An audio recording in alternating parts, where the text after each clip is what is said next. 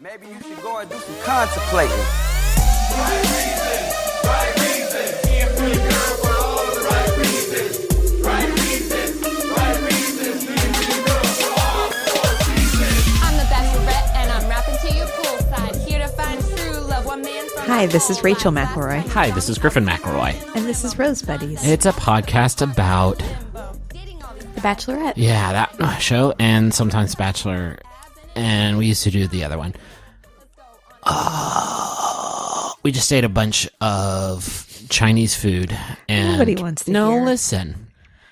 The way, like, literally, we chomped down on some nudes and beef and nudes, and we were watching American That's Ninja how Griffin Warrior. says noodles. We didn't eat nude, people.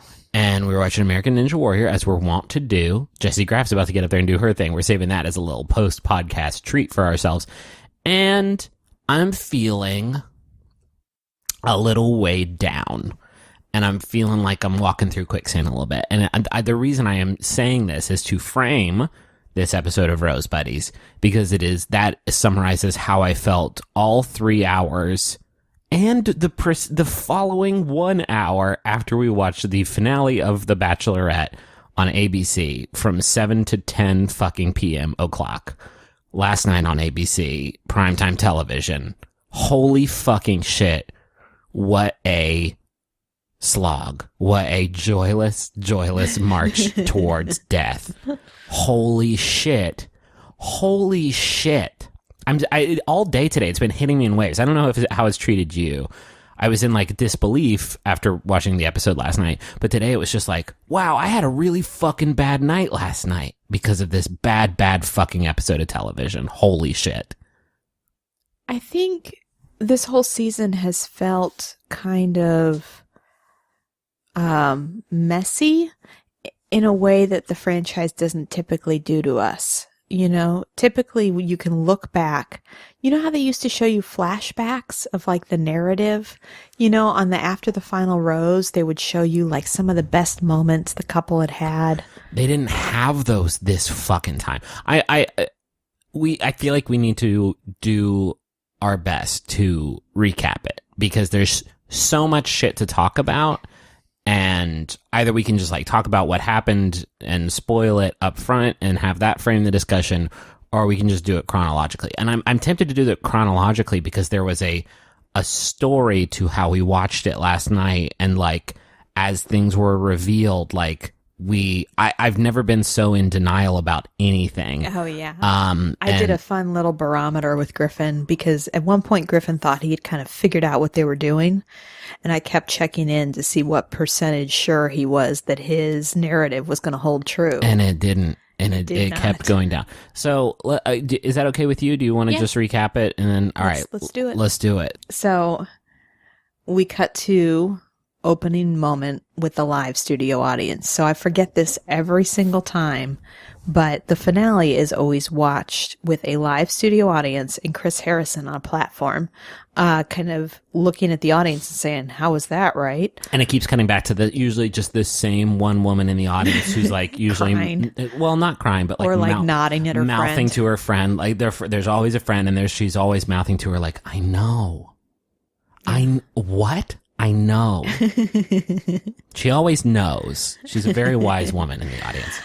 But Chris Harrison tells us this time it's going to be a little different, because instead of just him and the studio audience, it's going to be Rachel Lindsay with him on that platform providing some commentary. She comes out, and I see this, and I'm immediately like, oh, this is great. This is going to be really fun. Rachel's going to be like providing more insight, and it's not just going to like, I thought it was smart at first. Or because, just like, oh, you know what was funny about that scene is the restaurant owner, he was actually crazy and smelly. Or and like you didn't get to see that. You didn't see this. I expected any of that. You didn't get to see this, but, and, you know, it keeps, usually the finale goes, we get 2 hours. That is, historically, usually starts off 2 dudes left, and then they meet the families. That happened last time. And so like and also after the 2 hours, we get 1 hour of after the final rose. And this is sort of incorporated the after the final rose into the whole thing. We didn't find out who won. Like there wasn't the ending of the thing they shot months ago until like 20 minutes were left in the episode. Well, and you know what they usually do too is they they make you watch that last moment with the proposal, and then they basically show it to you again with the happy couple watching little picture in picture, just so you can see them feel emotional together. Yeah. They didn't do that they didn't either. do that so much. I thought when they announced and brought out Rachel, I thought this was going to be a great idea. I've never been quite so wrong about anything, and it's because they just didn't have anything. They had nothing for her to say. You seemed really sad there. Is that the saddest you've ever been? Literally a quote. Literally a fucking quote. Have you ever cried that hard in your life? What, Dad? What the fuck are you talking about? Yeah. Hey, Chris Harrison. That's not why we watched the show. You said there was something wrong with you when you were filming that. Is there something wrong with you? Is there something wrong with you, Chris? What the fuck, dude? Yeah. I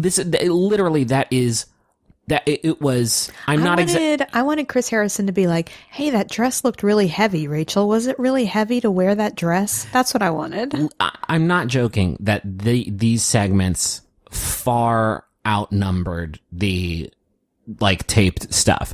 There was more of this commentary. There were between two commercial breaks, there were 2 blocks of the same.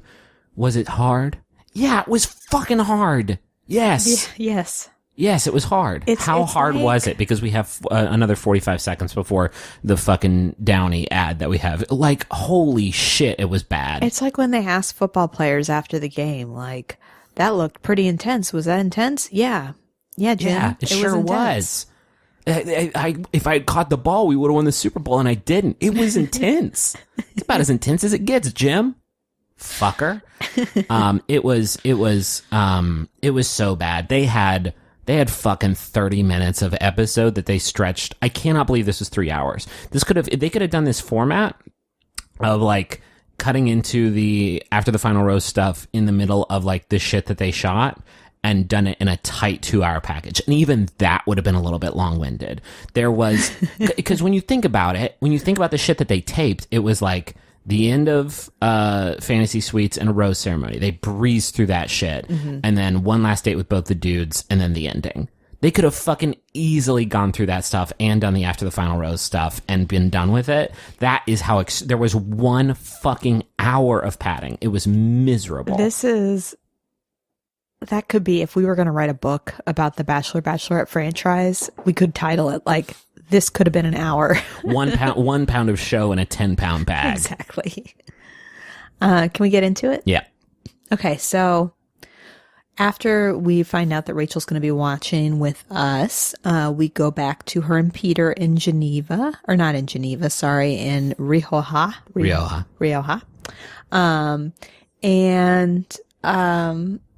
They're having this conversation, to remind you all, Peter is not sure if he's going to be ready to propose the next day.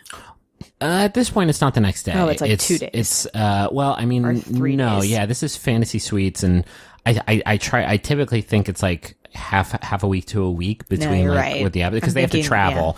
Yeah. But I mean, thinking of a different conversation. Hi.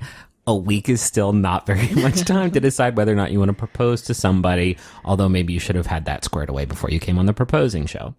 So this is the Fantasy Suite night. Yes. And they're having a conversation where Peter says, what if I'm not ready to say, will you marry me? And Rachel gets emotional and says that she had a 5-year relationship that never left the girlfriend-boyfriend stage, and that this is really reminding her of that, and she doesn't want to get in that situation again.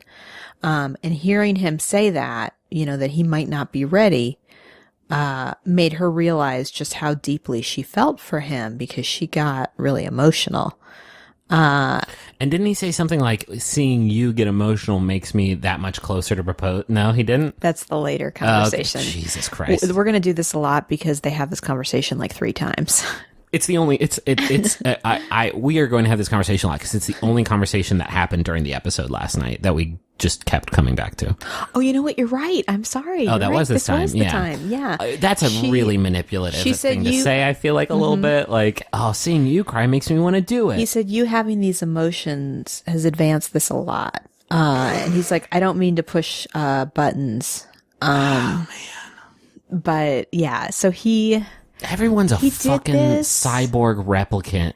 He did this after Hometowns too, or after he met her family. He said, like, meeting your family really advanced this a lot. You've advanced my romance heuristics.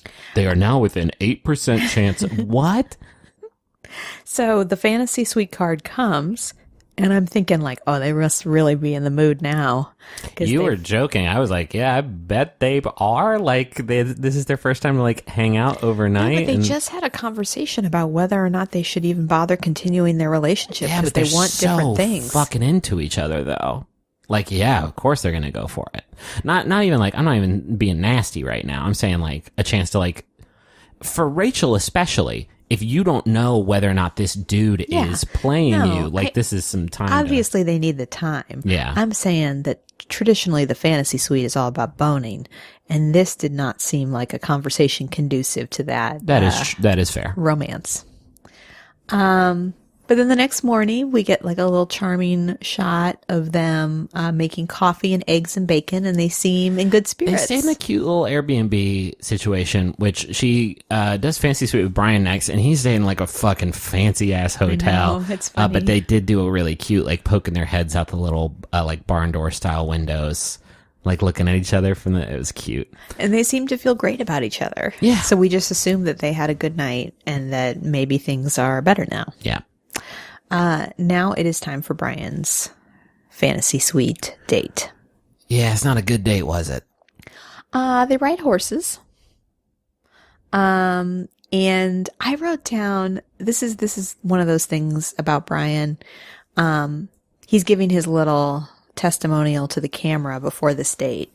And the way he is saying it, his patter is like so clearly that he's answering questions. He's like, I am falling for Rachel. Yeah. I am excited about this date. Somebody pointed out in the group, which I had not noticed this before, and it completely like it was all I could hear. Was a number of times that he referred to Rachel as that woman or this woman, like almost exclusively. I don't know. It's such a like. It feels like such a reality show, like that woman, this woman here, this woman right here. I'm in love with this woman. Yeah. And so Rachel is a little bit off on this date, cause Peter really, quote, messed with her mind.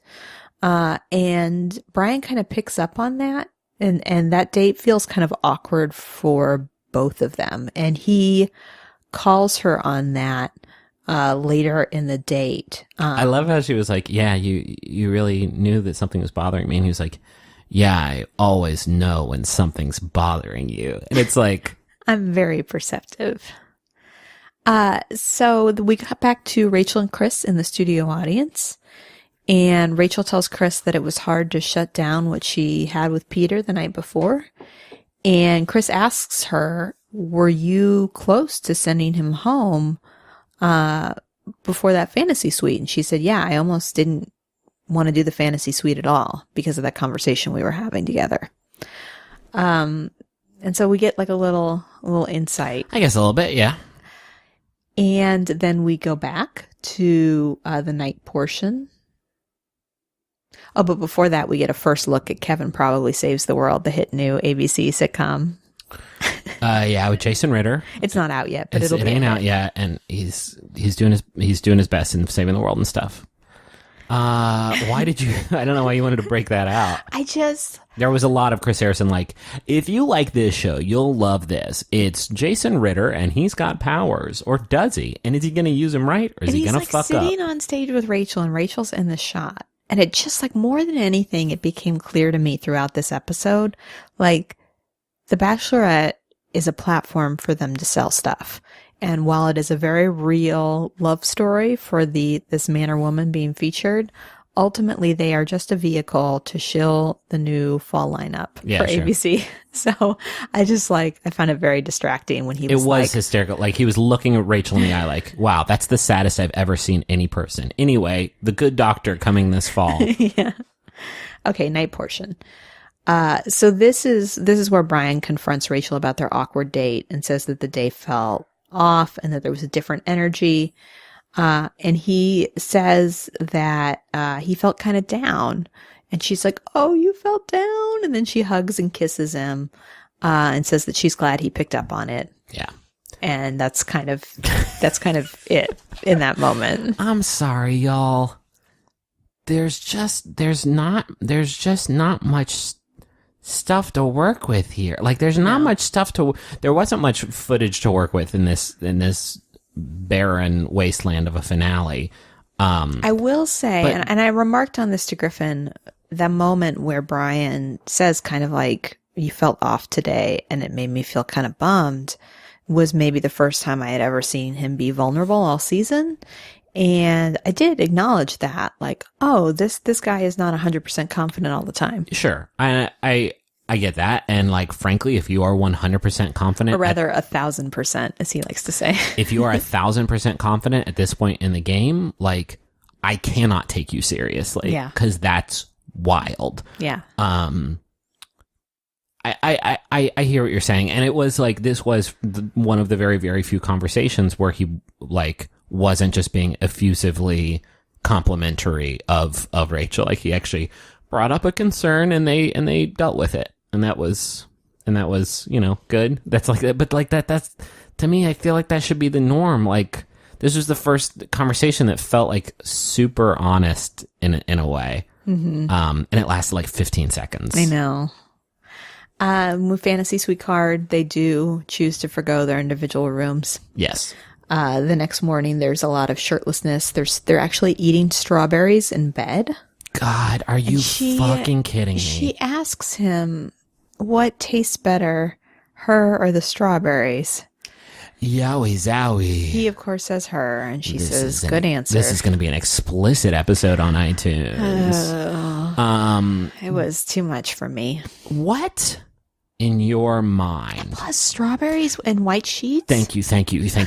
You've figured out my point exactly. It's absolutely unacceptable. You drop one drippy drop, and all of a sudden, next time you have a guest staying in your bed, they see that, and it's like, is that blood? Why is the blood up in the corner of the sheet? Anyway, what? I have known you for 6 years. Yes. We started dating pretty much right away, so we've been together for about 6 years. What? I've never seen you eat in bed before. Well, you're very against it. I'm extremely against it. You've made that clear to me. But please don't make this sound like I'm fucking like laid down the law. I was like, no eating in bed. I've never like chided you for eating in bed or anything. I've never done it. Because of me?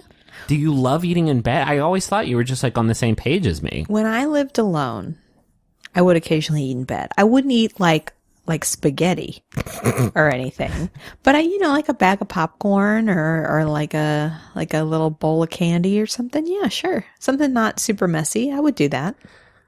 All right, I guess so. I feel bad. If you want to eat in bed, babe. Don't let me stand in your way. Chase your truth and be with it. I mean, by the time I get in bed, I'm usually about 3 minutes from sleep. So I don't know. You fall asleep so fucking fast. It is, I legitimately think it is like X-Man mutation superpower level. Like, you can fall asleep extremely quickly. It's very admirable. Sometimes I have to lay in bed and watch tasty videos for 45 fucking minutes. Well, that's because I'm pre-planning for my evening, which will involve me waking up a couple times with Henry. Sure. So. Makes sense. I get ahead of it. I'm like a distance runner. And I eat all that speed right before bed, which probably isn't good, but it helps my gamer reflexes. Mm-hmm. But you don't eat it in bed, which I appreciate. No, I eat it in the bathroom. And then I come to bed just fucking jacked out of my mind. So, rose ceremony? I don't know why I shortened that. I will say we go back to the studio Rachel and Chris again. And this is where Rachel talks about how she went into those fantasy suites with a list. And she asked questions about things her family was concerned about. She asks, and she thanks Mila and Ashton for this. She says she asked about health insurance and credit scores. That's great. That's very good. Which I appreciate because it's like the kind of conversation You should be having, yes. On this. We didn't do that though. We probably should because have. we didn't meet each other on this demented reality show where like, I feel like I had a pretty good idea of what your credit score was before we got married because we got because an we apartment had because we had together. 3 years or so to like figure that shit out. Yeah. Not 4 months or however long this takes.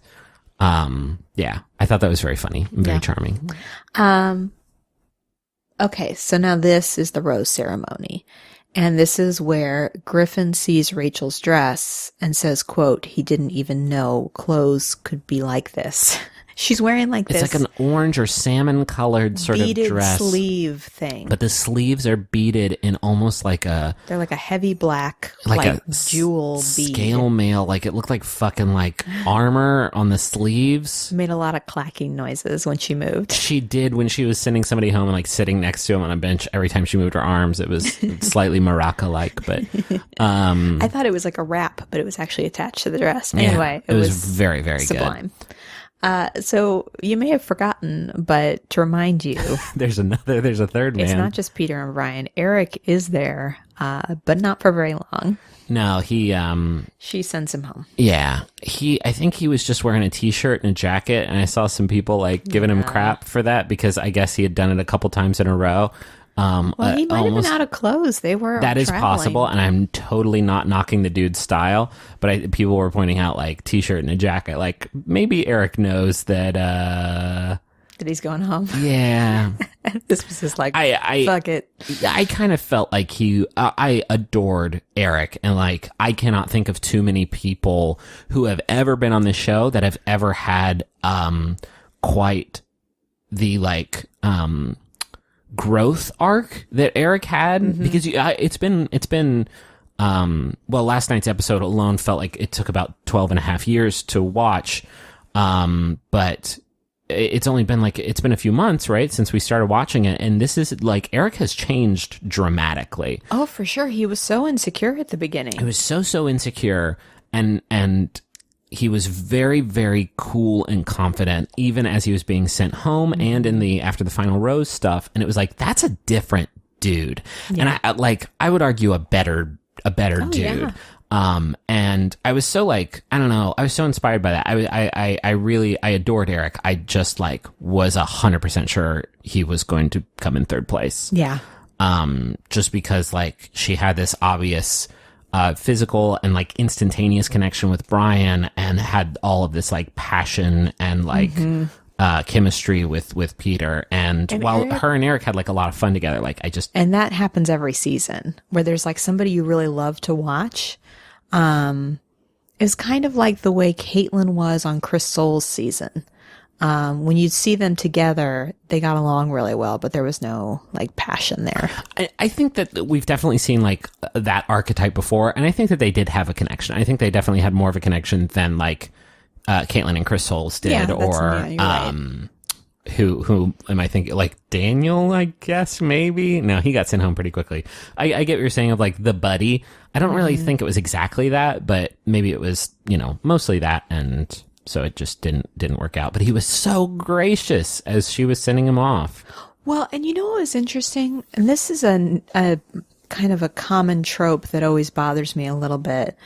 So she sends him home, and then she says it's hard to say goodbye with such strong feelings. I do love you, I'm just not in love. And he thanks her for just the experience and says that he'll always love her. He said he was a boy and now he's a man because he has had returned love. Mm-hmm. I was like, man, it was really, really great and very just really mature. And but it always bothers me a little bit. And maybe I'm just thinking if I were the winner of this show, meaning that if I ended up engaged to the Bachelor, it seems like hearing you tell other people, I'm still in love with you. Yeah, I have such strong feelings. Like it suggests like, oh man, if things were different, if things were a little bit different, maybe I'd be choosing you. Like, yeah, I but don't want to hear that. That's what the show is now. It definitely didn't used to be like that. It definitely. I feel like even while we've been doing this podcast, because we've covered 4 Bachelor and Bachelorettes, main. Well, we started people. with Ben, who was in love with both of them. Right. I guess that is when it started. I really feel like that season is when you're right. like saying I love you to more than one person, or even I'm falling in love with you, or whatever like variation on a theme you want. It was simply not done before the proposal in virtually every season before Ben. And now it's like every person, and it's such it's a really, I agree with you. Like it is kind of a weird thing. And I think in terms of like a watching this franchise thing, like it's an interesting thing. It didn't used to be like this like 2 years ago. And now every contestant that like places a certain place, like you say, I love you to. It's Eric, when he's being sent home in the limo, he just sets himself so nicely up to be the next Bachelor, because he's like, I would not complain about that. He's like, I'm going to miss her. I can't imagine who the next woman to follow her is going to be, and says that he's happy he got to experience life with a person that beautiful. This is like right after he'd been rejected. Yeah. It was that first line that really got to me, because he looked really, he like lost his composure for just like a second, and he was like, I'm just going to miss her. Like, not just like, oh, I lost the show and now we don't get to get married. It's like, man, I'm going to miss being around that person. It was very like heartfelt. So then we go back to the studio, and we are going to get to see Eric right away, because they're going to bring him out to talk to Rachel. And I had this like secret hope that was totally unrealistic, that he would come out and they would do their dance. They would dance one last time. I think maybe read the room a little bit on that one. No, they didn't do that. No, but they had Eric has a very nice beard. Great beard and a great suit. He looked fucking excellent. Blew up the internet, man. People love that beard. And they were just as gorgeous as they were that day that she sent him home. I can't remember too much about their conversation. Yeah, he says that he was ready to propose, and that he had talked to her mom and her dad, which was confirmation. Yeah, that was the only hint we had on the actual show, that her dad was there during the family meeting stuff. And she tells him as kind of closure that she had stronger relationships with other people, which is... Feels great. Thank you. Yeah. I know how the show works. Thank you. You lost American Ninja Warrior because you were slower than the other person. I know how the show works. I didn't choose you for marriage because I loved someone else more. Yes, I agree. Sorry, 49ers, you lost the Super Bowl because you scored 3 less points than the Ravens. Yeah, I know. That's how football scored. I didn't love you as much as him. But, okay. Yes, agreed. I get what you're saying, Griffin, but think about how a breakup usually works. The breakup usually works where somebody tells you like, oh, we just wanted different things, or, oh, I just had concerns because we had different interests, or, that's how a typical breakup conversation goes. But this is, I loved 2 other men more than you, so sorry. How unsatisfying must that be as Eric? Yeah, probably not great. Like, don't you want, it's kind of like a job interview. If you don't get picked, don't you kind of want to know, like, what can I improve on in the future? I don't know. I just like Jerry more. Get the fuck out of here. You're done. I liked Jerry more, and I liked James more. So if you don't have a J name, get the fuck out of here. Eric goes on to say that, because Chris Harrison kind of pushes him a little bit, like, oh, were you super annoyed that Peter, this guy who maybe wasn't even going to propose, got to stay? And Eric says, yeah, I was really confident at that rose ceremony. Like, I really thought, like, for the first time ever, like, it was for sure going to be me. And this is where he gives his little speech about saying that he was a boy, but now he's a man. And Rachel kind of confirms and says, it kind of hurts me to say, but you're going to be so great for somebody else. And then we get a teaser for the Good Doctor. Great. Thank you. While they're still sitting there, probably, maybe. Yikes. Let's keep checking through, because we're almost done in a weird way. We're at least almost done with like the events that happened several months ago. So now it is Rachel and Brian's date. Keep in mind, at this point, there's final two, and in any other season, this would be where the two remaining suitors would meet the Bachelor or Bachelorette's family, but we've already done that, and so really we just get final date, and then This is just the showdown. last date. They meet at sunrise, and because I've been watching this show for entirely too long, immediately know it's going to be a hot air balloon ride. It was, y'all, literally 50 frames of footage, and Rachel's like, hot air balloon. I was like, why would they be meeting at sunrise? That seems like a weird time to meet for a date. What could they possibly do at sunrise? Oh, I bet it's a hot air balloon. And then there we were. It was wild. At which point Griffin revealed to me he had been in a hot air balloon before. And it was like I had told you that I was like Jesus's great grandson or something, like some Da Vinci Code shit. I went up in a hot air balloon. It was tethered, so I wasn't free flying. Yeah, and that's where my heart broke. Griffin noticed the light go out of my eyes when he said that. I had her enthralled. It was like the most proud of me my wife has ever been. I was like, well, I mean, there was a ground crew that had it tethered to the ground. She was like, oh, literally like turned back to her ice cream. Like, oh, okay. Well, because, it's like, I always think it's kind of cute and annoying when Bachelor and Bachelorette people will go up in helicopters and they'll be like, this is my first time in a helicopter. And it's like, yeah, of course. Yeah. Of course. When would you ride in a helicopter? And I kind of felt that way about a hot air balloon. So when Griffin said, oh, I've been in one, I was like, what? Would you say, I guess I know the answer to this because I don't go around telling people, hey, I'm Griffin, I've been in a hot air balloon. Because I agree with you. There's something about the tethering it to the ground that sort of removes some of the majesty. Yeah. It's like, oh, I've been in space. Well, actually, it was a space simulator. Well, no, that's different. It would be like if I went up into space, but there's a big rope connecting the spaceship to the ground. Here's the problem with them. These two going up in a hot air balloon is that the camera person has to be right up on them. And I did, maybe it was because I felt slightly, frustrated and hurt because of how quickly you, turned on me vis-a-vis balloon adventures. But I feel kind of uncomfortable talking about this, but I did pause it and then make it go in slow motion while the two of them kissed because we had an angle that was so fucking extreme in this hot air balloon that in slow motion, you could literally watch Brian's like whole pork tenderloin of a tongue just unravel and Yoshi right into Rachel's mouth. It was fucking visceral. Griffin, I was taking notes, and so I must have looked away for a second. And Griffin was just like, oh, God, that was so gross. And I didn't know what he was talking about. And so he rewound it, and then frame by frame made me watch the makeout. Right.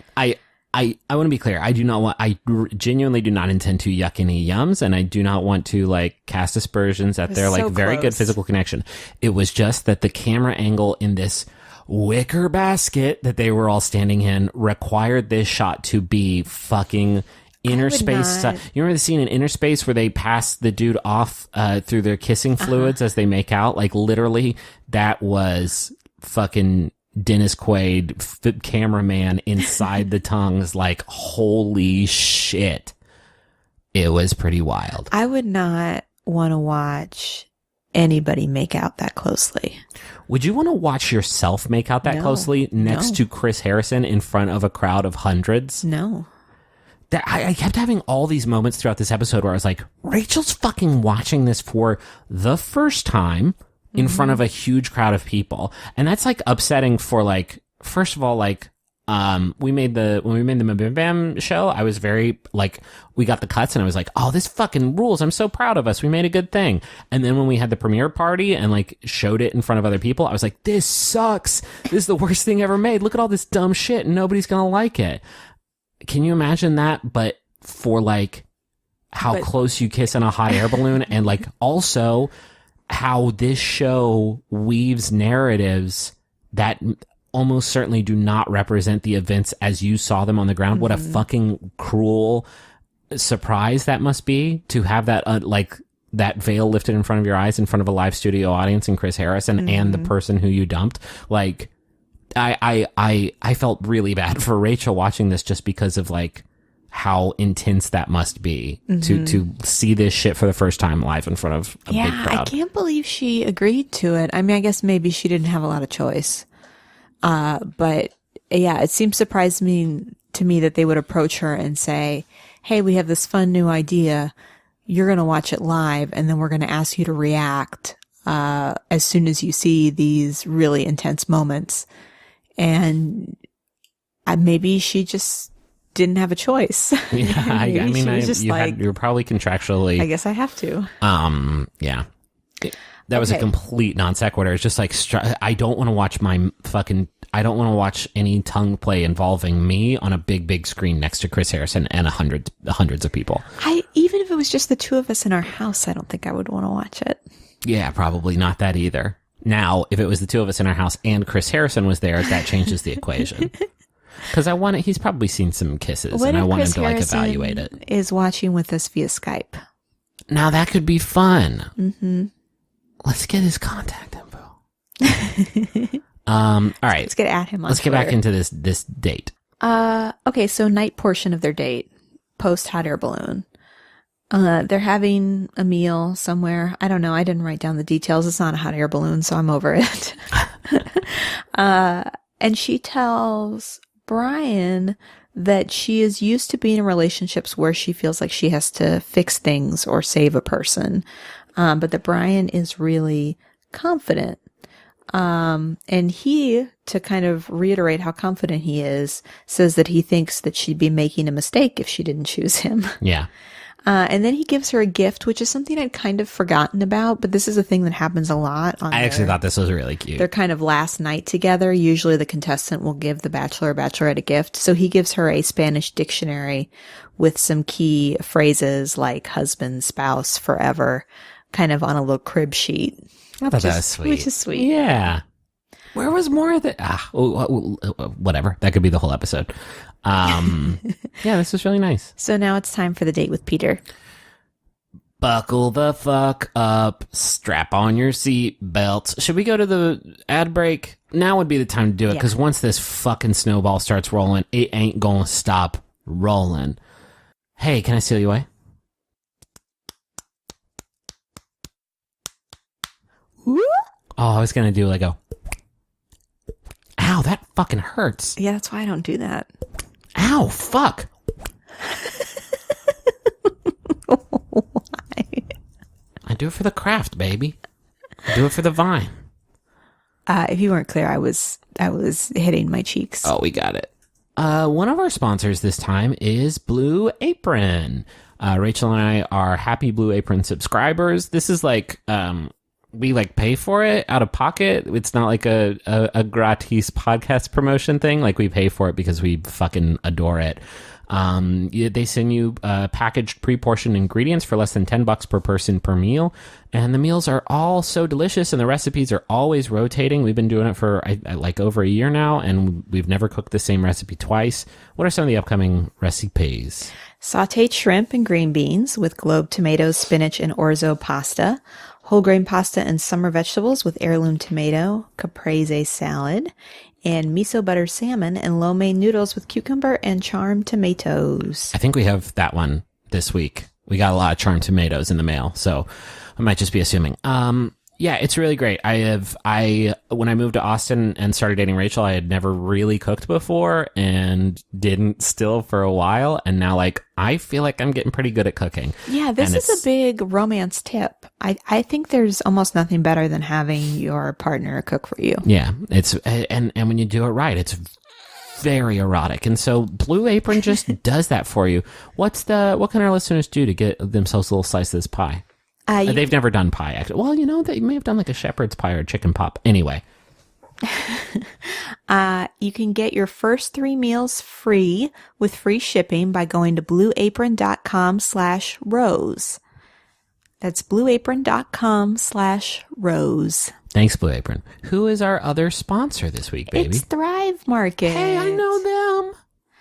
Thrive Market is the new convenient way to get high-quality, natural, or organic groceries like healthy snacks, supplements, and foods to stock your pantry at 25 to 50% less than even the discount stores. I actually just had a conversation recently with a friend who was considering going gluten-free, and I literally did recommend Thrive Market because They pay us $50 every time. No, that's not true. because the website lets you sort, and so you can view grocery items that specifically fit within your diet, which is tremendously convenient. So you can test drive it for free. You can, for three what? For $3, 3 days? You can test drive it free for 30 days and get an extra 20% off at thrivemarket.com/rosebuddies. You know, I was just razzing you, right, babe? I know. Babe, you know I was just giving you the raspberries. It's an extra 20% off at thrivemarket.com/rosebuddies. So go right now to thrivemarket.com/rosebuddies. I've got a Jumbotron here. This one's for Casey, and it's from Saskia. They provided phonetic pronunciation, please. Like I've never met a Saskia. It's from Saskia and the Cousins. I mean, I said that. I better have gotten it right. Saskia. I think that's right. Hey, Casey, the Tally Dynasty decided to enlist your fave couple to congratulate you on your most impressive graduation. We know you're going to do some excellent stuff and couldn't be prouder. Welcome to the real world. It's always on fire. Love from Saskia and all the rest of the good cousins. Oh, that's nice. It is nice, except that the preferred time frame was April, early May. So I think they've probably been out in the workforce for a minute here. Casey still deserves congratulations. Yeah, absolutely. It's laudable, and this is a very kind gesture, and we hope that everything's really just taken off for you out there. I hope you're, CEO of the big company or, in charge of the big bank, or what are some other jobs? I know that there's people who are CEOs of companies and then in charge of the big bank. Those are 2 jobs. Those are 2 jobs. Firefighter is a job. Mm-hmm. Doctor. And that's it. Those are the 4 jobs. Mm-hmm. I hope you're thriving in one of those. Florist. No, that's not one. Oh, okay. I have another message here. This is a message asking our listeners to listen to the British Medical Adventures of Necessary Silence on YouTube. It is a podcast to record struggles through the medical systems of Great Britain. And there's a note here that it will probably be in an accent nothing like the one this message is being read in. I wouldn't be too sure about that one, mate. Whoa. Be thankful that I read it, not Griffin. Which one is it then? Is it this one? Or is it this one? Or is it this one? Or is it this one? It all sounds a little like Michael Caine. Or is it this one? Some people just want to watch the world burn. That wasn't it. That had almost a whimsical, you got to get yourself back up, Master Bruce. It's kind of like if Michael Caine was a Wallace and Gromit character. Some people just want to watch the world burn. Austin Powers there. Oh no, here comes the Joker, Master Bruce. Some people just want to watch the world burn. I'm glad we had fun in the commercial break because Jesus, pleases, creases, it's about to get heavy as fuck up in here. Are you sad and confused about world politics? Worried about the upcoming inevitable nuclear war? Or maybe a rat is living in your house. There's a rat living in my house. How do you get rid of a rat from a house? Why not immerse yourself in a completely fictional, imagined podcast for the beef and dairy industries? It works for me. The Beef and Dairy Network podcast is the #1 podcast for those involved, or just interested, in the production of beef animals and dairy herds. Don't worry, it's funnier than it sounds. Find us at beefanddairynetwork.com or maximumfun.org, or wherever you get your podcast from. Oh god, there's the rat! Oh god! The date with Peter is at a monastery. Good start. There is stained glass and mosaics and candles, and it's very pretty. And there is a man in a robe, and Griffin and I had a long conversation about this. I was like, what is that man? What is his profession? And we went back and forth, and I thought maybe it was a monk, but I'm not confident. And Griffin thought maybe it was a priest. And then eventually Peter kind of gives it away and refers to him as a monk. And I guess I don't understand what difference between a monk and a priest and a friar. I don't really understand the delineation. I know that priests have to they go through some specific stuff to be ordained to carry out. Well, and there's a congregation, I always thought, with a priest, whereas a monk. You hear about monks, and I think about monasteries and being, cloistered probably isn't a word that anybody uses really, but living there with the squad and just they're almost kind of caretakers and it's solitude, it's a solo sort of mission. I don't know. We just talked out of our ass for a few minutes there. Yeah. So the monk gives them a tour of the monastery and then talks to them a little bit about marriage. And Peter talks a little bit about how he feels about marriage and the importance of it. And the monk kind of reminds them that a lot of people separate because of the little things, and the little things are not important. Yeah. I mean, yeah. It's hard to disagree with that. And then this is where they start having one of many conversations about where they're at in their relationship. Can we leapfrog over this stuff as much as we possibly can? Peter is just talking about how uncertain he is, and Rachel says that she doesn't want to get dragged around like she did in her last relationship, and Peter said, well, it's tomorrow, so I have to figure that out, and it's not a lot of time, and blah, blah, blah. It kind of seems Rachel's kind of pushing him, because at first she seems to think it's kind of a semantics thing, because Peter is talking a lot about their future together, about going to farmers markets and football games and being together. And she's like, we've talked about what bed we're going to buy and where we're going to live. I don't see. Yeah. We've talked about getting dogs together. I don't understand why. I think, by the way, we are into the night portion of the date as we talk about this stuff. Yeah. So I want to make it clear though, at this point though, I am still thinking this is what happens every season. And I'll eat crow, because last episode of Rose Buddies, I talked about this happens every season, and they try to make the winner out to seem like they're going through some big challenge right before they win. And at this point, I was thinking wow, they're really driving this home hard, huh? This storyline, huh? They're really hitting this pretty hard, huh? Wow, they're sure hitting this pretty hard. Peter says that he has no fear of marriage, but that the idea of multiple proposals and multiple marriages scares him. And this is where they have the conversation where it's 24 hours out. He's got to figure this out soon. And this is where they allude back to something I didn't mention, but at the previous rose ceremony, she talks about how she is there for a proposal and looks real hard at Peter. And Peter does not miss that. Which, Brian and Eric, how's your rose ceremony experience? Pretty good right now? Because this doesn't usually happen during it.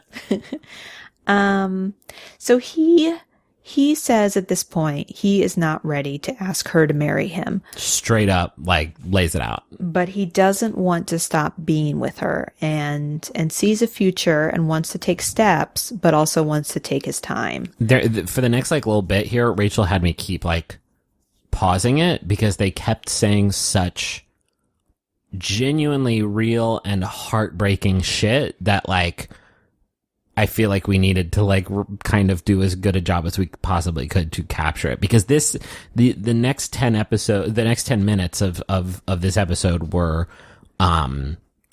genuinely hard to watch, and maybe the most real shit I've ever seen on a reality romance show before in my life. Yeah, because it's a high stakes conversation. They are being very realistic about what happens next. When we talk about it, please keep in mind that they are going to go to sleep and then potentially the next morning get engaged. That is the curtain under which this conversation was taking place, and you could feel it on every single word. Yeah. So Rachel's argument is that she's been in the situation before where she's been in a serious relationship and the person she was with did not. I also want to hop in here to say, during this conversation, a lot of things cemented for me, and I realized, this has also happened on this show before, of I mean, half the relationships like don't make it past the after the final rose, and it's people saying like, "You're my forever," and then you get off the show and it's like, ugh, just kidding. I changed my mind. And I think Rachel was worried, like, in not wanting to propose, like, maybe Peter would be this. Like, maybe this could be Peter's whole game that he's running right now. Well, that's what she says. She says that if he doesn't propose, she will be leaving this journey without a guarantee. And that he just doesn't have that level of commitment for her. And it's not just that he doesn't want to propose, but that he's just not, he's never going to get there. I think she doesn't, like, one way to read this, and there's so many ways to read all of the stuff we're going to talk about here. And so, like, we should try to be as careful as we possibly can in discussing this stuff. But one way to read it is like, she don't want to get fucking embarrassed. Like, she does not want to be one of those couples that doesn't make it to the final rose. Like, she doesn't want to be one of those couples. Peter clearly doesn't either.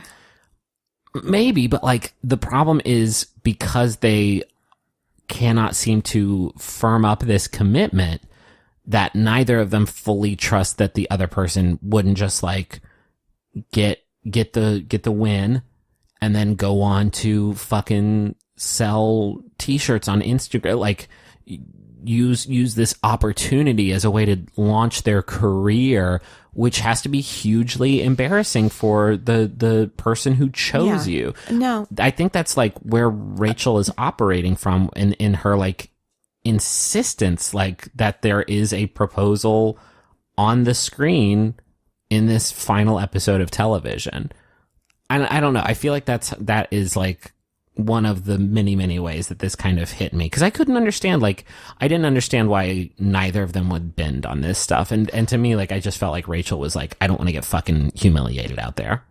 Peter makes the point, and I think it's a good one. He says that he is not able to act on impulse, and he has one opportunity to do this.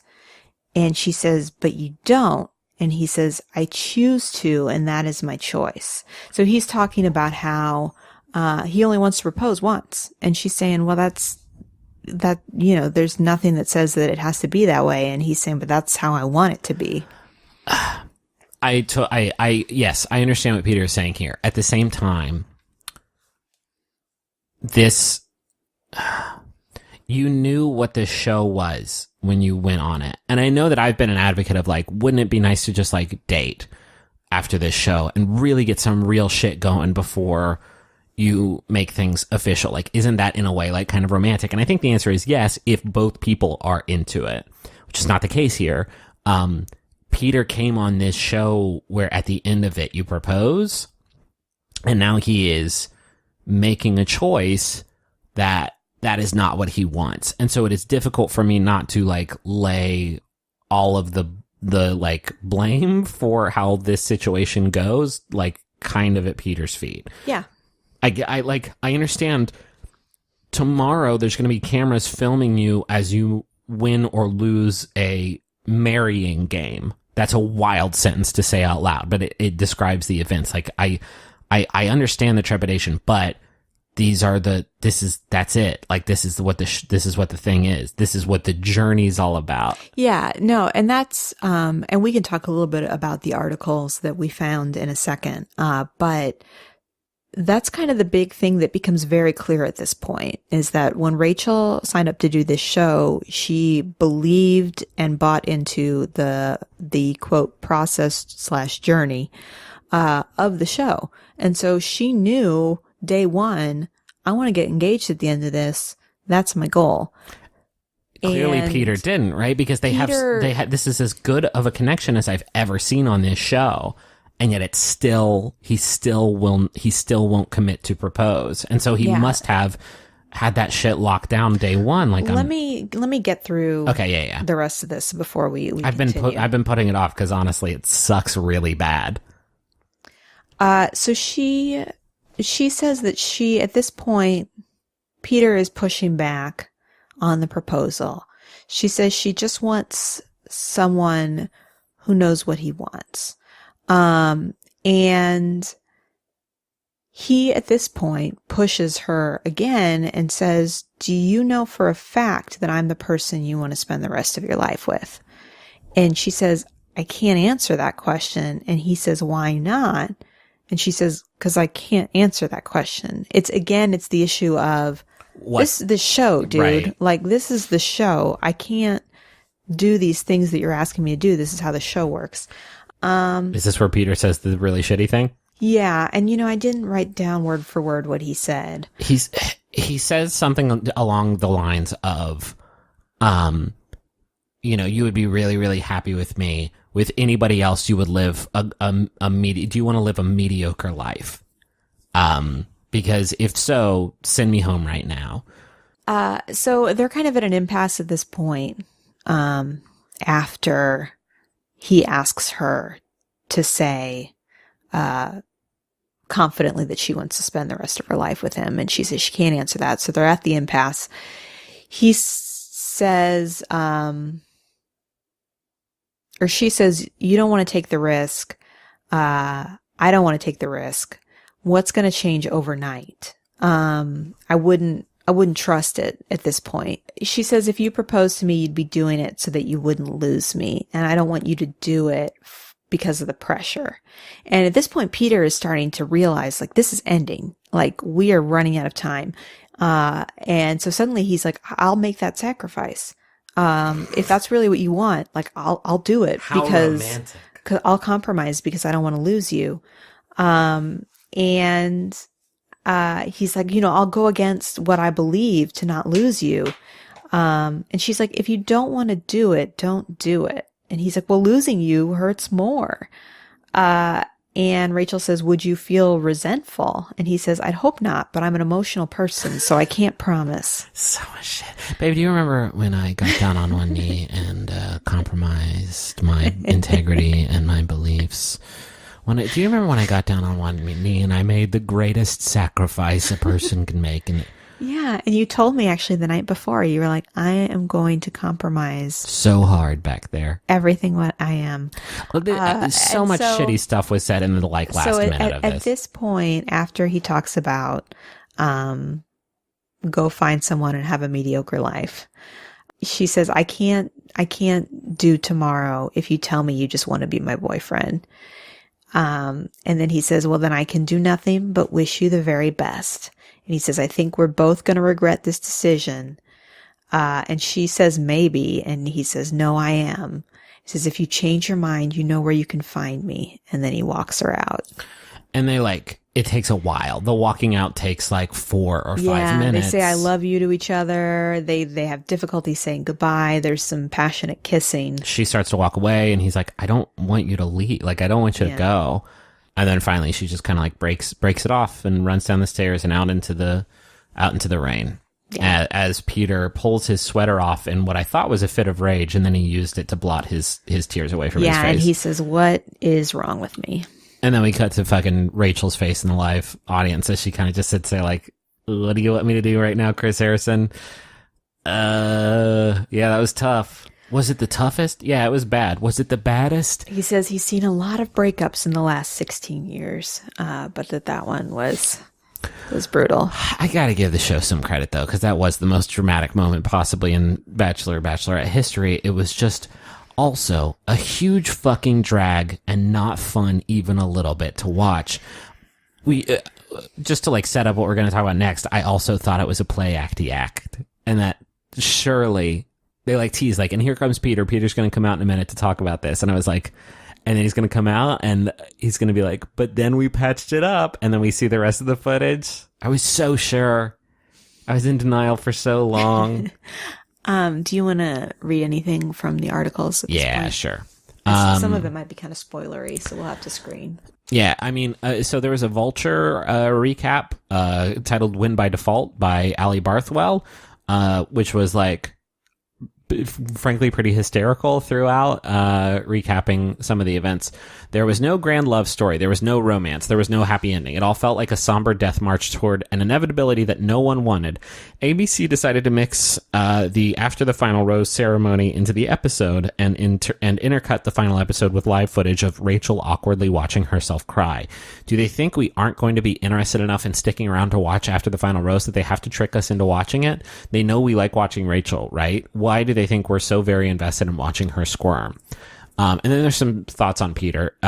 Peter, also wants her to tell him that he's the man she's going to spend her life with, and she's literally not allowed to answer that. I guarantee you, if she had told him he was the one, he would have proposed. He didn't want to take it slow. He wanted his sure thing, just as much as she wanted hers. He didn't need time or space to think. He wanted control.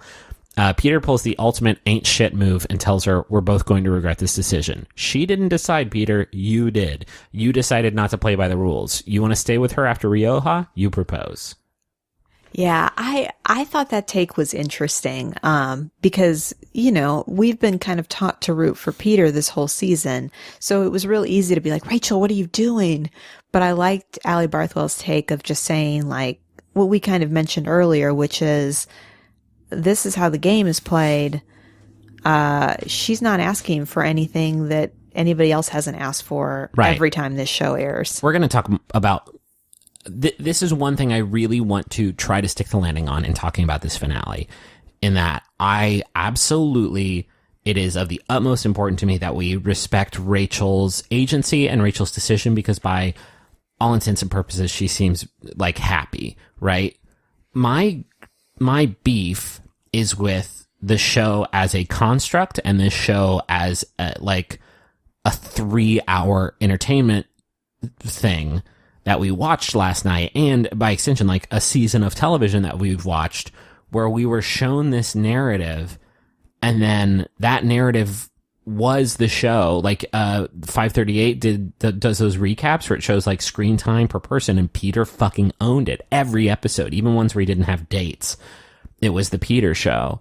And then for it to end this way, like, is going to be unsatisfying no matter what, and infuriating no matter what. And maybe there's an element of truth to that, because I'm sure it was that to Rachel and maybe also Peter. But as a fucking television viewing experience, like, there's no other word to describe it. It was miserable. It was miserable. So there's the Peter part of it, obviously. And then there's the other part, which is Rachel was set up to be this one-of-a-kind bachelorette, for a lot of reasons. I mean, obviously because she is the first African-American bachelorette, but also because she was just kind of remarkably great to watch and seemed to have a very clear picture of what she wanted and was just funny. It's a tough job, right? We've seen so many people be, most of the time, 95% of the time, they're just mediocre. You are a sounding board for the wild and wacky characters who come in and throw their garbage at you. And if anything, this season was the inverse, where Rachel was fucking great the whole time, and a lot of the dudes were shitty. Well, and so what is fundamentally unsatisfying about this show, I would say every season, but especially this season, is that you are sold on how unique the Bachelor Bachelorette is. And in these last few episodes, you always see them go through the exact same routine. And even if it's a little different, even if somebody's like Peter dragging their feet, or, you know, like Brian's super eager, you are still watching the same show every year, regardless of how unique the Bachelor Bachelorette is. And I think for me, being as attached as I was to Rachel, it was just extra heartbreaking. And I mean, it's bad in a lot of ways, in that, like, a lot of people were watching this season and excited to see a black woman in charge of her romantic destiny, as it were, like making these calls in her quest for love. And ultimately, like, I feel like the package that was presented here in the ending was unsatisfying. Like it was almost like you were rooting for there not to be a proposal. Like, did you feel that That's way? kind of fucked up. But yeah, like, I mean, I didn't feel that way necessarily, but like, I guess because I was kind of interested in Peter's point, is that maybe they do the thing that most couples do, which is let's not get engaged super quick. Let's take some time. And so I kind of got excited about like, oh, that would be like a fun new thing. And so when Rachel was like, no, like I'm doing what the show does. I want to get engaged. It's not just what the show does. It is what she wanted. Again, like, I want to make sure that we respect, like, you're right. what her, I'm so exhausted talking about this show because, like, and I hit this every episode, but like, we are viewing this thing through a very specific lens, and that lens was carefully curated to tell the story that the producers of this show want to tell. And so reading into anybody's like desires and motivations and whether or not they're satisfied with X, Y, or Z ultimately to me feels like a largely futile effort. But at the end of the day, like I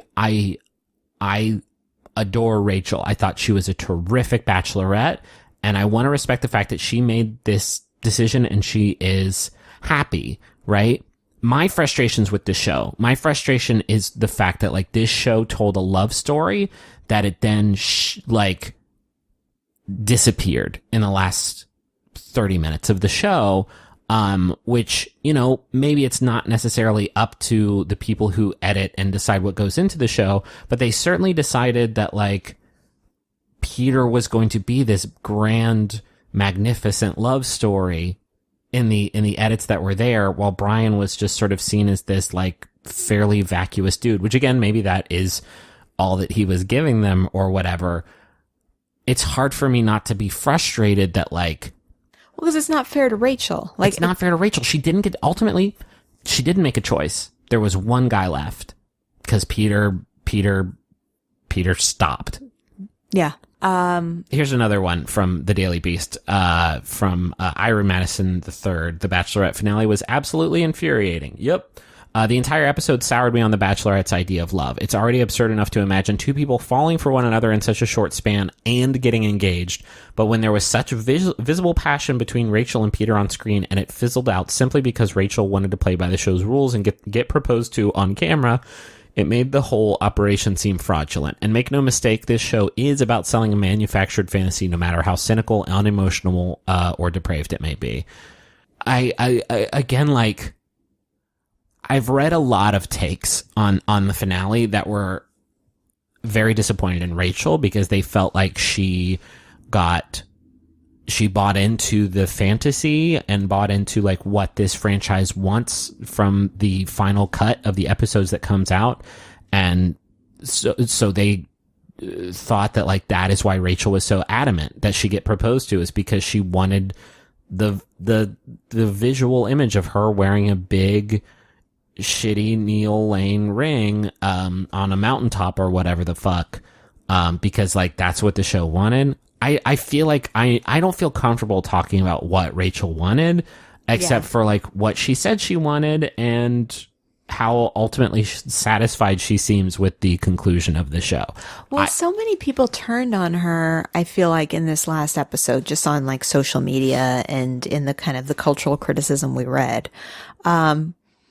Because the show made it impossible for you to like Brian and Peter at the same time. It was almost like you had to pick one. And if you were on Team Peter and she chose Brian, that said something about Rachel.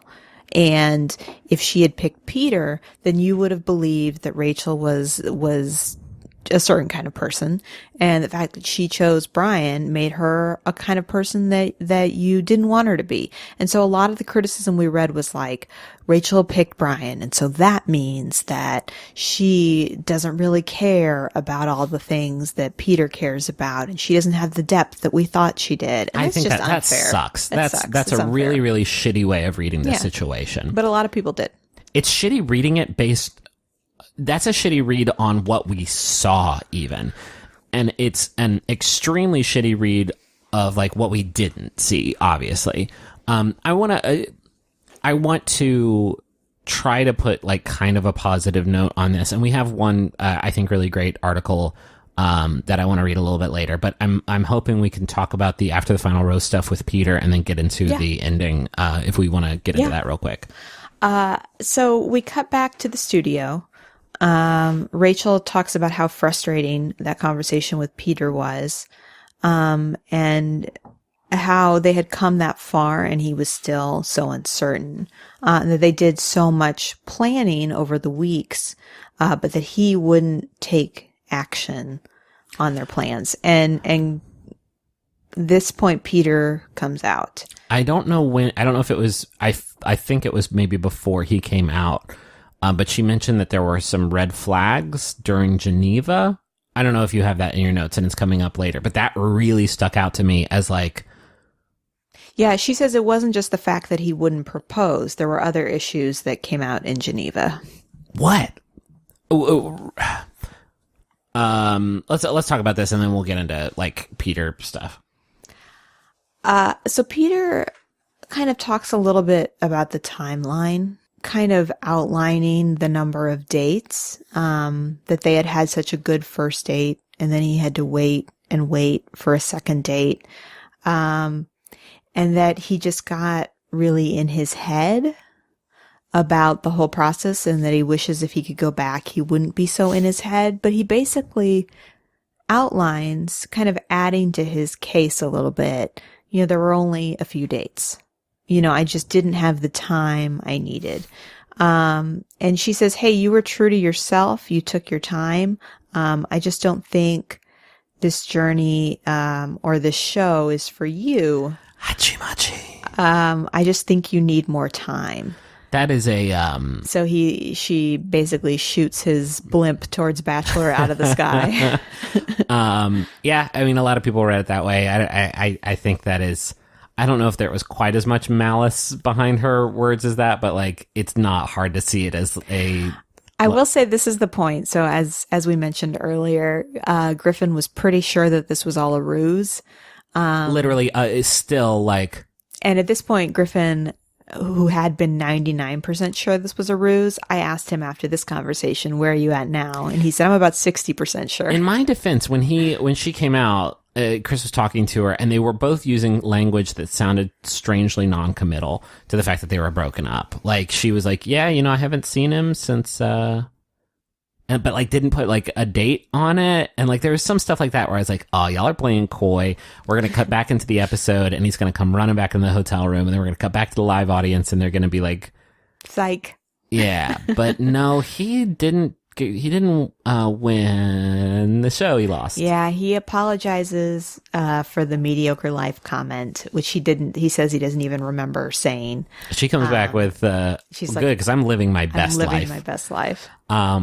Which a lot of people were like, boy, she's Peter looked like he was like dying up there. Like he says that he felt attacked. Okay. Yeah. I want to get to that separately, but Peter looked like he was like a fucking like ghoul up there. Like the flesh was just falling off of his bones. And so I think a lot of people thought that like Rachel was being too, like snide with him, I guess. But I don't know. I didn't read it like that. It was his comment was super, super shitty. And she just watched it again in front of a whole bunch of people and hasn't like never saw it on camera and hasn't probably thought about it in a couple months. Like I get being, a little bit frustrated about it. And then he does say like, they go to commercial. When they come back, Chris is like, so Peter, how you feeling? He's like, I gotta be honest. I'm feeling pretty attacked right now. And like a hush falls over the crowd, and Rachel's like, why do you feel attacked? And he says like, I can't expand on that right now. And that was such dog shit. I feel like she is literally just like, they are literally just asking Peter, like, I don't think this ever hit a point where Rachel was being like going hard on Peter. I really, really don't.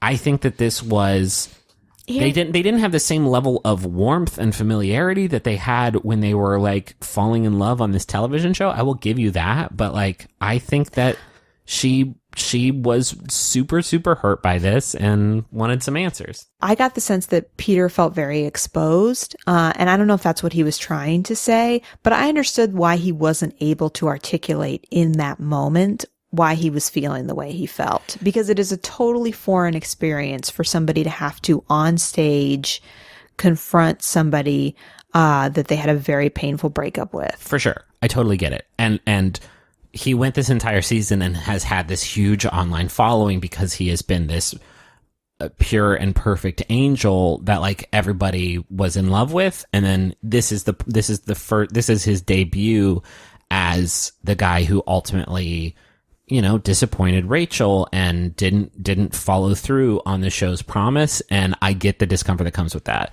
But like being asked like why you did the things that you did and then saying that this black woman is attacking you on television, like that sucks the moon right out of the sky. No, you're P-Dog. right. And Rachel was understandably frustrated. And the fact that he couldn't even explain what he meant by it. It's frustrating. I mean, her whole interaction with Peter, like her last half dozen interactions with Peter were frustrating. That was the word she used. And it was very obvious to watch, is that this couple, being Rachel and Peter, that had always had such a clear understanding, had always been able to communicate so well, which was part of why everybody was rooting for them. Yeah. Suddenly, neither of them were able to get anywhere with each other. And it was heartbreaking to watch. And this ultimately comes back to the fact that, like, this felt real. This felt more real than anything happened the rest of the season.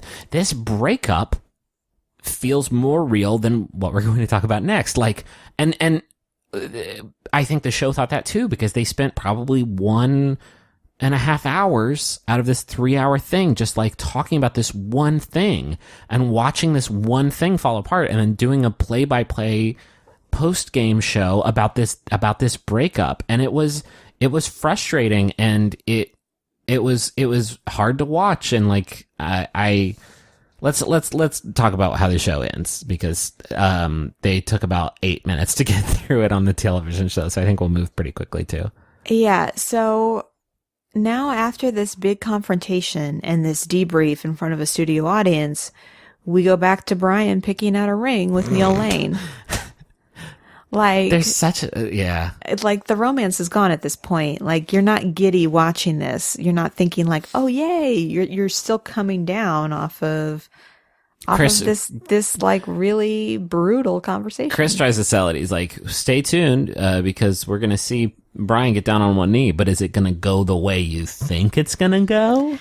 Yeah. So then we go to the standard proposal shot. Rachel is on a cliff. It is very, very windy. Brian is getting out of a car. For some reason, they do the thing they always do, which I guess just to breed a little more doubt, they shoot his feet first getting out of the limo. And I'm like, why are they doing this? We know it's Brian, and it is Brian. He gives his speech, incorporates a little bit of Spanish, which I thought was kind of charming. He uses the term, no, I'm sorry, this fucking sucked.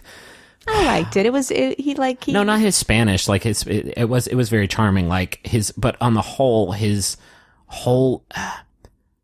there was more passion in the breakup that we just saw than there was in this proposal. And I know that's a horrible thing to say, but he says the words like, from the moment we first met, it was like a chemistry bomb. And it was like, What the fuck? You're about to ask this person to spend the rest of your life with.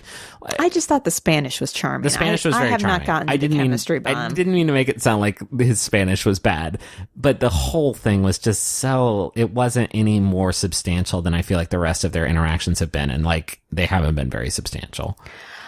So she responds, says that she in the past has always been drawn to people and things that were damaged, and that when things were so good with Brian that she spent all this time trying to find cracks in the perfect foundation. But right here in this moment, she can see she can't see spending her life with anyone else. And she says that she loves him, and he proposes, and she jumps up and down. And he shows her the ring, and she says, what does she say? It's like, give it to me. Give it to me. Give it to me. Give it to me. She's like, it's so pretty. And then she gives offers him the final rose, and he, quote, 1,000% accepts the rose. Okay. So that's the proposal. And then they come out and like, Yeah, he puts the ring back on her finger. he re-proposes, and that was kind of weird. Like it was a joyless. Like she's not allowed to wear it in the interim, and so he pulls out the box again and proposes, and says, "Will you remarry me?" You haven't gotten married already, but go ahead. And then they talk about the standard things, you know, that they've had 3 months of limited contact, that they are talking about a winter wedding, but they haven't picked where they're going to live yet. Not only that, Chris Harrison said, "So have you talked about where you're going to live yet?"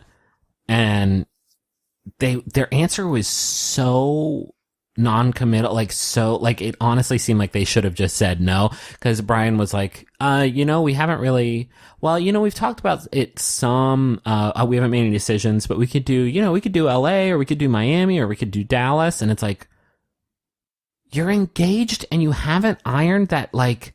Yeah, and then they also have the standard, like, what are you looking forward to? And they say, oh, it'd just be so nice to get coffee, or go see a movie, or, walk Copper together. And then the show gives them a trip back to Rioja, as a gift. Okay, that's it. I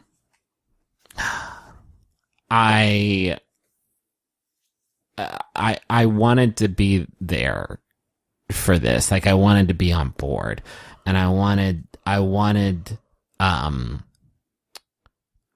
to like be happy about it, right? And I wanted to read it. It's really, really, really, really hard for me to watch this show and watch the engagements that come out of it. And this is going to sound fucking horrible, and it probably is, but it's really hard for me to see that and not envision what I think the expiration date's going to be. And if that sounds cruel, I've watched a lot of this show now, and it almost always doesn't work out.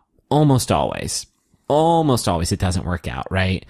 And I think the way that I judge that is I just like look at it and I'm like, oh, does this feel real, right? Does this feel like a real thing beyond like, let's merge our social media brands or whatever? And I'm not saying that is what that is. It's just really, really tough for me to have a positive feeling about this after we spent a season seeing a relationship develop that I thought was one of the most real I've ever seen on this show. You're talking about Rachel and Peter. I'm talking about Rachel and Peter, yeah. Right? And so like I really wanted to like get on board, right? And again, I really want to drive this home. Rachel seems really, really happy. They're on the cover of People magazine, and they seem really, really happy. I just like I can't. He gave us nothing the whole season. I would argue that the show. Part of the success of the show is that as a viewer, you project. You see yourself in different contestants. You align yourself with people that think like you think, or that say things that you can relate to. And Peter and Rachel had a lot of very clearly communicated conversations where you felt like you really knew both of them. You knew what they had in common, and the chemistry was there, and you could feel it. And they said things that you could hear yourself saying or hear someone saying. We didn't get any of that with Brian. I'm sorry. I know there's Brian fans out there, and I don't want this to read as like me rooting against like Rachel's happiness or anything like that. It's just, I watched this show all season, and they had almost no substantial conversations the entire time, and almost all their conversations were limited to him like just flattering. Yeah, Brian was like the fairy tale prince, and that's actually something that Rachel says a lot when she talks about Brian, is that it's like a fairy tale with him, which is the kind of thing that a lot of people dream about, and I think a lot of people could get excited about Brian because he presented this kind of pure, uncomplicated love that people want to believe in. And it didn't speak to me. I don't think that makes it any less valid. But I think things are more complicated. And when, this complicated situation with Peter didn't pan out, Peter didn't pan. Peter didn't pan. I didn't know what to do next. I want to leave it with this. This article I talked about earlier. It's from The Atlantic, and it's from Megan Garber, and it's called "Settling versus Settling Down: Two Ways of Looking at the Bachelorette Finale." Because I feel like it kind of puts into thoughts like how ideally, like, I want to come away from this season thinking about what happened.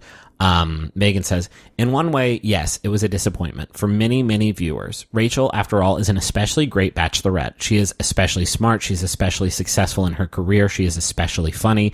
She's especially charismatic. She's especially kind. And Brian is fine. He had received Rachel's first impression rose, certainly, and had chemistry with Rachel from the beginning that has only grown. But again, the stakes here weren't presented as matters of chemistry. They were presented by the show itself as matters of practicality. It wasn't just that Brian had previously been on another reality show.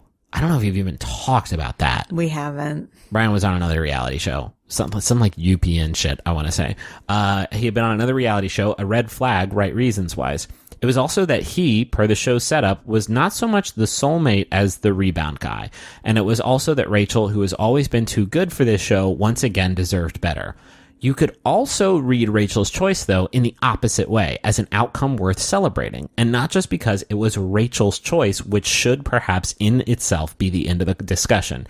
Rachel also, after all, stuck to her guns. She refused to compromise her desires. She refused to settle. She took a long history, women being made to settle, women of color in particular being made to settle, and looked it in the eyes and said, not today. She wanted to be proposed to. The Bachelorette is a show that will give a woman her pick of men to date, but they cannot envision her being the one to pop the question. That's in like a parentheses explaining why this show sucks. And she got in the end exactly what she wanted. Yeah. This has been a season about Rachel, right? And for a while there was also a season about Rachel and Peter and their obvious like connection and, oh, he's going to win. And this is the love story. And to be fair, like I was into it and I talked some shit about like how obvious is it that they're trying to lead us off the path because he's so clearly going to win and isn't this boring? And then it didn't happen. And now I'm saying, well, this fucking sucks too. But this is Rachel's season, right? I was excited for Rachel to be the Bachelorette and I still think she was the best Bachelorette. And it ultimately, like, I want to come away from this saying like, she is happy. She got the ending that she wanted, and that's great. It's tough for me to like divorce my like feelings as like a television viewer who bought into this one narrative so deeply, and then it didn't happen, right? Well, and I was saying this to Griffin before we started recording, because neither of us wanted to take issue with Rachel, and I think ultimately what we're taking issue with, and this is what I said to Griffin, is the show. I mean, every time this is what happens. We get frustrated with an aspect of this franchise. And sometimes it's easy to blame the people on the show because we're being told, you know, how they think and feel. And if we can't relate, then we blame them.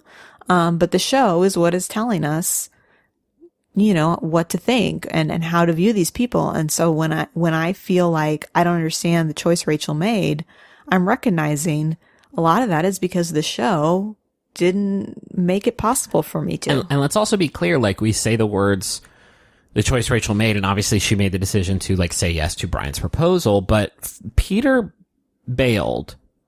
There is no other way to like, I don't think there's another fair way to read what happened there. Peter practiced some frankly shitty brinksmanship, knowing that he didn't want to propose and letting it get this far before he said 24 hours before, I'm definitely not going to propose. And ultimately, like, that's why shit fell apart between the two of them. It felt, we've talked about this and a lot of other folks have brought this up too. It feels kind of like Desiree's season. Brooks was this front runner the whole time and they got to final 3 and Brooks was just like, I gotta go. And Des was fucking heartbroken because Brooks was the Peter of that season. They had a super, super tight connection. And then when it got real, Brooks dipped. And she ended up picking Chris and they're still together. Still married to him. Yeah. And so like, obviously that's very great. But like the point I'm trying to make is I think that this happens. I think that this happens a lot. It's funny. I actually talked about this with Rachel like 20 minutes into last night's episode about, do you think that there's like dudes who do like practice brinksmanship and like get to the end of this thing and they're like, oh, but I don't want to fucking win. I don't want to get like, I don't want to get engaged, because that's gonna. I want to be on here and like have the good stuff about being on a big television show like this, but like I don't want to get engaged and then maybe break that off and like have to keep pretending or anything like that. And maybe that's a cruel way of like looking at Peter's motivations, but like it's gotta happen sometimes, right? Yeah, it felt a little bit like ego to me. You know, it's a very public show, and I mean, the way I interpreted Peter's move was, I don't want to propose to you on this very public TV show and have it not work out. I would rather propose to you in private when I feel like, you know, there isn't as much spectacle and as many people, you know, analyzing every aspect of it.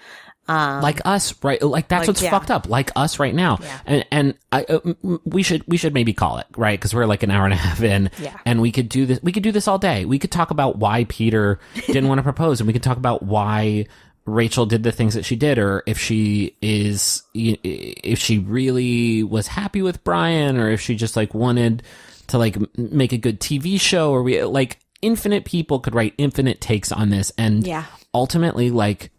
We'll never know, really. All we can do is like trust the people that we want to trust. Like I trust Rachel and I'm glad that she's happy. That's about as like thorough a thought as I can fucking put together, because I don't know what's real. Like I don't know what being presented represents the truth or not. You know what else I can say confidently? What's that? I like that beard on Eric. Yeah, that beard on Eric was fucking great. Like it.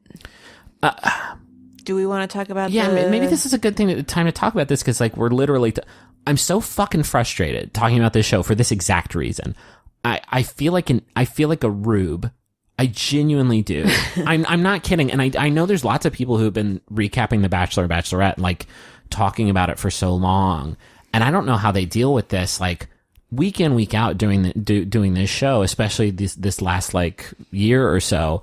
I've felt like a fucking dummy the whole time, because we are commenting on a thing that purports itself to be a real experience that is obviously manicured heavily by ABC and the producers of The Bachelorette. And so commenting on it just makes it feel like, I don't know, I feel like we are commenting on 1% of what is actually happening and then rebroadcasting that out to be the God's honest truth. Mm-hmm.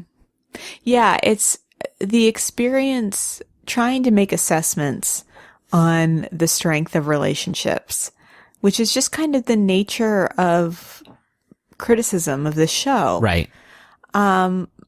Feels so naive, because we're being shown specific narratives that benefit the success of the franchise. So we're describing every reality show right now, and I know that, but you have to understand that, like, again, we've been watching this show a lot, and something's happening where I can see its bones through its skin a little bit, and it's that's a gross way of describing it, but it is gross.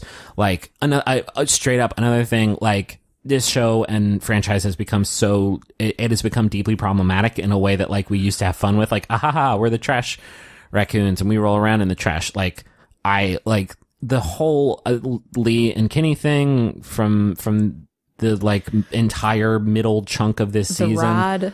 The Rod shit JoJo's from season, and the whole Bip stuff. Like, it's super bad. It's bad. Well beyond the point where it's like, what a bad show. And while, like, I think Rachel was a great Bachelorette, and I definitely think there were, like, redeeming moments of this season, and I feel like ultimately it was a fairly good season, if not, like, totally what I wanted before it started. Like, our relationship with the show has gotten bad, and I think that's safe to say, like, as people who talk about it weekly, like, I don't enjoy it as much anymore. Last night wasn't fun. I hung out with you all night, and that was great. But I didn't have fun watching this. And I think that the podcast is also getting a little bit less fun to do just because we're talking about a thing that we don't love as much as we used to when we started this show a couple of years ago.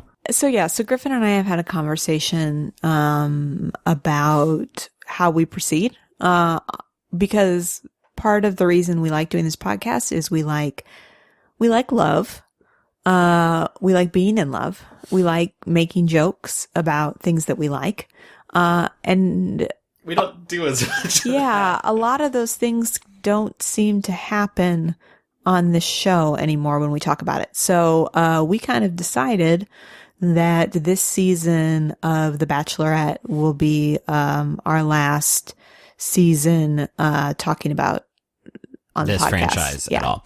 Yeah, we're not planning going forward. We will not be recapping The Bachelor, Bachelorette, or Bachelor in Paradise. Two things real quick. One, I know this is going to disappoint a lot of people. I get it. I've got to be firm here though and say like, this is not up to a vote. We are not going to reconsider this. I swear to God. It is more important to me that we do a show that we feel good about. Because I'm still largely uncomfortable with the fact that like a lot of people watch this show because we talk about it. And I have far past the critical mass of like starting to feel really bad about that fact.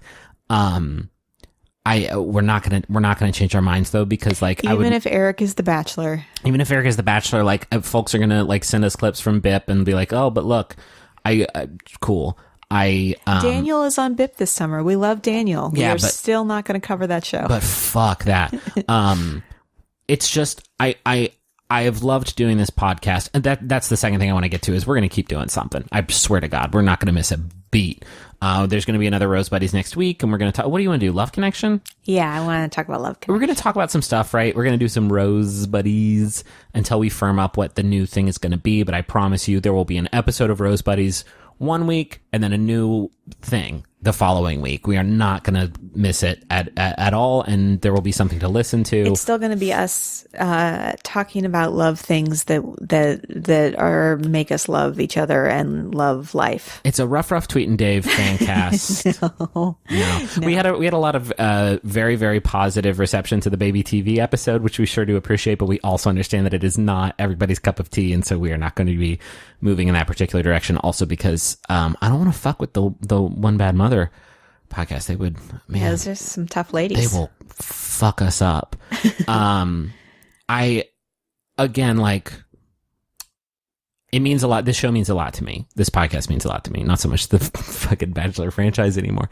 And it means a lot to me that the community that has built up around it. And we've gotten a lot of support from people because honestly, I do not think this announcement is coming as much of a surprise to a lot of people who are listening, because I listen to the episodes as I edit them, and I can feel our joy sapping away as we talk about this. Yeah. And at the same time, like, I know that this community has also sprung up around this other show, and that there are live, comment threads while people watch the episodes. Yeah. And like, I would encourage you, like, if you want to keep doing those live comment threads, like, keep doing them. Yeah. I think that is wonderful, and I do not want you to feel like this is a betrayal, but I do not look forward to watching this television show anymore, straight up, and I do not find myself like qualified to be a media critic of it, and even if I was, I don't really enjoy doing it, and I think that's always going to come through in the podcast. And I would much rather do something with you that makes us both like super happy, that we look forward to and are like super proud of, and so next week, Love Connection, and then here in a little bit, and we will definitely keep you updated with our plans. I promise that it will be something that y'all are gonna be into, and we'll let you know how we're gonna roll it out and stuff. Yeah. I think it's going to be called Rough Tweet Dave, Rachel, and Griffin. My rough, my tweet, my Dave, my husband, and me. Do we want to say anything else about this season? I feel like we've really nailed it down.